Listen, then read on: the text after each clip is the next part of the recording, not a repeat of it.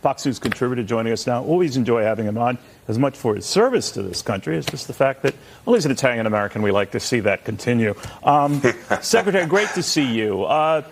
Let me ask you a little bit about this no labels thing. I know you like to eschew politics, all of that, but obviously the entrant of a third candidate or third candidate team, if you will, complicates the picture here. But Joe Lieberman says it's on, and they are going to get on all the state ballots, even if they don't have candidates yet for those state ballots. But what do you make of it? Well, look, in the end, the political party system we've had for a long time has put every president into office for decades. I suspect this won't be any different. One of the reasons I suspect they're having trouble getting folks to step forward is because it's not likely to be a successful outcome at either getting the presidency or, frankly, reshaping how Americans are thinking about the political process. And so, in the end, it's you can't win with nothing, Neil. You got to have a candidate. Sounds like they don't have one yet, and I suspect it will be President Trump or President Biden that is ultimately elected. There's more focus this time than even there was back in 2016 when Donald Trump first ran and won for the presidency on who he picks to be with him. Your name does come up.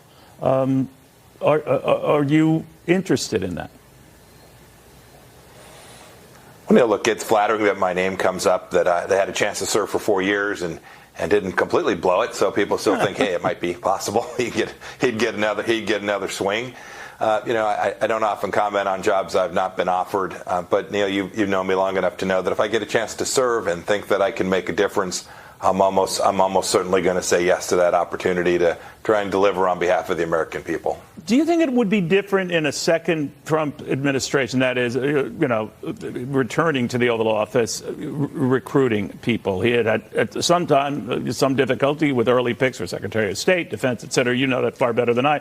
And that he might be scaring off people who would otherwise be honored to be part of a White House senior staff and cabinet.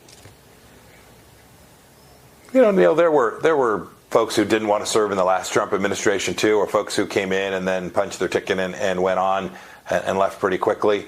I'm confident that when President Trump is ultimately successful and is back in the White House in January, that he will be able to field an incredibly capable group of people who are patriots working to deliver on the things he promised the American people he would deliver on the border, on national security, to get the economy backtracking. I'm confident he'll find a good group of men and women who will want to serve in that way. He demands, we're told, intense loyalty. That the one reason why he thinks he had some of the mistakes that he had in some hires was that they were not loyal. What do you make of that? Oh, goodness. I think every administration wants to have people that are delivering against what they said they would do. So call it what you might. Call it loyalty. Call it mission focus. That's how I thought about it. I was laser focused every day on whether I was at CIA or State Department, trying to say, what is it the president told the American people we do? What's the ask, and how do we execute that? How do you actually implement that as a practitioner, not someone who's out giving speeches or pontificating in a classroom? We had to actually get it done. I'm confident President Trump will be looking for people who will faithfully execute what it is he asked them to do. I think as a president, you should always want that from everyone. I must say, as Secretary of State, I certainly wanted my team to do what I was asking them to do, and was enormously frustrated when I found that I couldn't get them to do that. Your take on Donald Trump has raised some eyebrows, particularly in Europe, with his criticism of NATO and those countries that don't pay up. It might have been exaggeration, but he even offered in one speech for Russia to go ahead and invade that country that doesn't keep a minimum of 2% for defense. What do you make of that, and whether a Trump administration, if it were to return, would even be loyal to NATO? Neil, I think the best predictor of future performance is kind of a financial idea, right? Is past performance. It's not always indicative, but often tells you a lot about at least the ideas that will animate how someone invests, or in the case of a president, how they'll deliver. And I look at what we did for those 4 years. We made a lot of European countries uncomfortable, and as a result of that, they did the right thing. What they should have done without being made uncomfortable. I think Secretary General Stoltenberg, the General Secretary of NATO still to this day, would say that some $400 billion flowed into NATO's defense operations because of what President Trump and our team did. I have every expectation that the fact that it was the Javelin missiles that the Trump administration provided to Ukraine that actually saved Kyiv in the moment.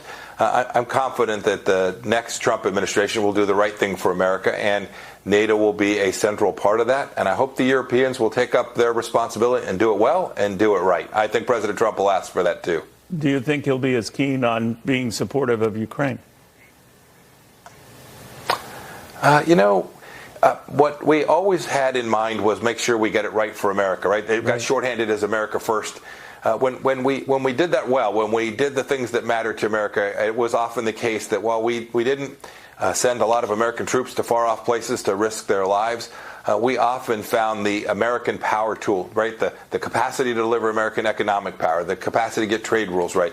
Those things were really good for these countries, and I'm confident that the things that we did for Ukraine in those 4 years would continue under a Trump administration in the second term as well. Secretary, always good seeing you. Thank you very much. Thank you, Neil. Bless you. Have a good day, sir. You too.